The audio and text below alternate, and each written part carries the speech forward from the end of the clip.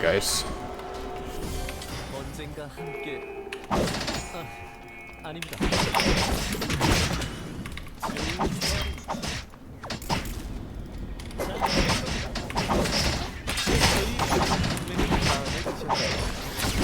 새로운 진행입니다.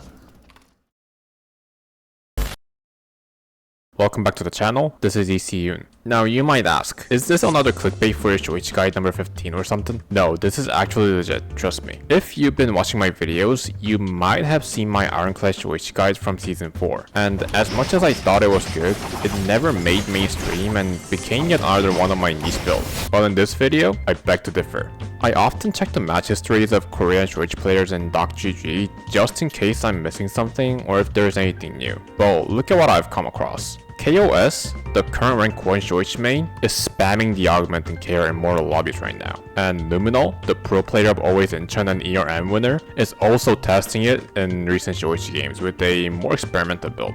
So why?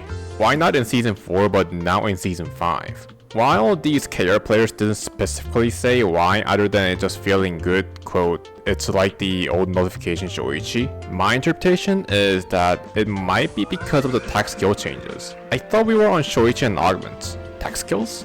So you know how it's starting season 5, Tac-skills now only have 2 levels and don't need the early credits anymore, right? This basically means that everyone has more credits to spend on items now, and in fact, you might find yourself being able to walk into a battle zone after buying a force core pretty often. Or in short, everyone deals more damage early on. This means that while I can kill easier, I also die easier. So only if there was a reliable way to just live through the die easier part. First, let's take a closer look at the augment itself, because I want to give you a good sense of just how much value it actually gets you for pressing weapon skill. Ironclad has 2 effects on activation, damage reduction per level, and tenacity relative to your defense. So we'll look at them at 2 different points in the game as well. First objective, and late game after transitions. I also did a bit of math to see just how much we were gaining in terms of HP value and actual items, so here's what I have. At level 10, which should be around the time when first objectives spawn, you gain 20% damage reduction and 40% tenacity according to the tooltip. So translating that to effective HP and item value, you suddenly have 450 bonus HP, which is basically equivalent to having 2 tank items, or EOD suit and Schrodinger's box to be closest, plus a higher tenacity value than Hermes and Steadfast combined. And it gets even better into late game. At level 20, you gain 30% damage reduction and 45% tenacity. Do the math, that's equivalent to over 1k bonus HP, or in item value, equipping a battlesuit and burning heart together and far surpassing the tenacity value at this point. You might argue that it's still only for 3 seconds, but I don't really think I need to elaborate on what a Shoichi can do in only 3 seconds.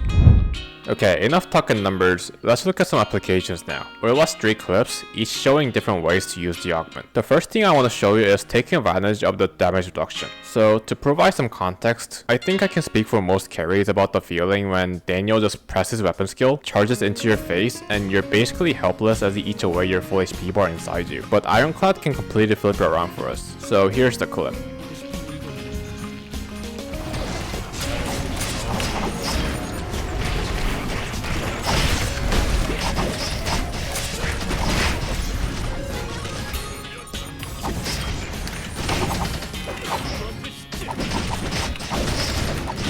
Few things to point out here. First, notice how as soon as Daniel spots me, he just runs straight at me past the Alonso thinking I'm a free target. And as weird as it is to say, that's fair because the way this fight should go in Daniel's point of view is he combos and chunks me down to about 10 to 15% HP at most before exiting the fight momentarily while his haste catches up to provide the extra couple shots to finish me off. But all of that goes to ashes when I still have 40% of my HP bar left after Daniel leaves my body on full cooldown. After that, I end up being able to kill the Daniel even without my ult and go on to catch the Razi coming in late into the fight, which I think proves that we don't really need more damage than we already have. Next clip I want to show you is for the tenacity part. Let's just watch it first this time.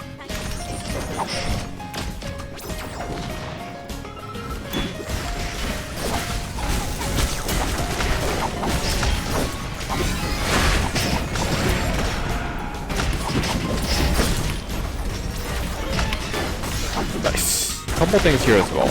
First, notice how I didn't use my weapon skill right away with my ult. If you look at the enemy characters, the most important crowd control I can block here with Ironclad's Tenacity is the Lenore's ult. Now, of course the best case scenario here is we just dodge the Lenore ult altogether, but I end up tanking it for Barbara anyways instead, so it's all good. Since I do get hit, I wait a little until I am sure I can have Ironclad in effect during the insane, and notice how quicker I get out than our Barbara that keeps hurting me. In fact, she might have been knocked out on the spot if I hit her a couple more times. So in the end, we clean it up without any casualties and grab the lobby. Okay, so this will be the last clip for the day, and this clip is to show you how I take advantage of Ironclad to the fullest. Let's watch.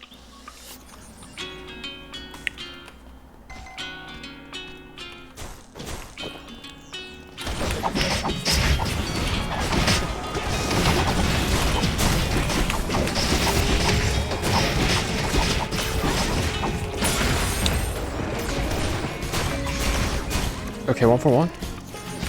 First thing I want to point out is the team comp. We have Shoichi, Barbara, and Jenny, assassin plus double ranged. As for the enemy, they have a Garnet, Yan, and Aiden, triple melee dive comp and full of CC. This is a problem. Shoichi basically has no ability to deny anything against the dive comp entering our back line, which forces Shoichi to open the fight before his team gets collapsed on. So when our team lands a decent amount of poke onto the enemy team, I go in right away and gain full attention from their Garnet and Yan. Now in the enemy's eyes, this Shoichi is basically crazy, because as you see here, the Yan sends it and full combos me, which normally should connect flawlessly into Garnet's full kit as an easy kill. But what are we on?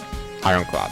So not only do I tank all the damage without much problem, but the stuns don't even connect because all of them are only half as effective as they normally are. And the Yan's plan here probably was lead me to the Garnet Aiden while he ledges onto my back line, and after his team finished me off quickly, they would come to either support or finish for him. But it ends up taking longer for his team to knock me down eventually with Garnet's execute before he gets knocked down first by my Barbara and Jenny, and eventually we grab the dub.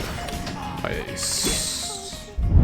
So that does it for this video, and I hope I did a good enough job explaining all the details about why Ironclad might actually be a good option for Shoichi right now. Just a reminder that it all comes down to your preference and play style, but I do believe that this is definitely a valid option to consider, and rather a fresh change of air in a while. So hit that like button, subscribe, and if you guys have any questions, always feel free to leave a comment down below. See you guys next time, good luck.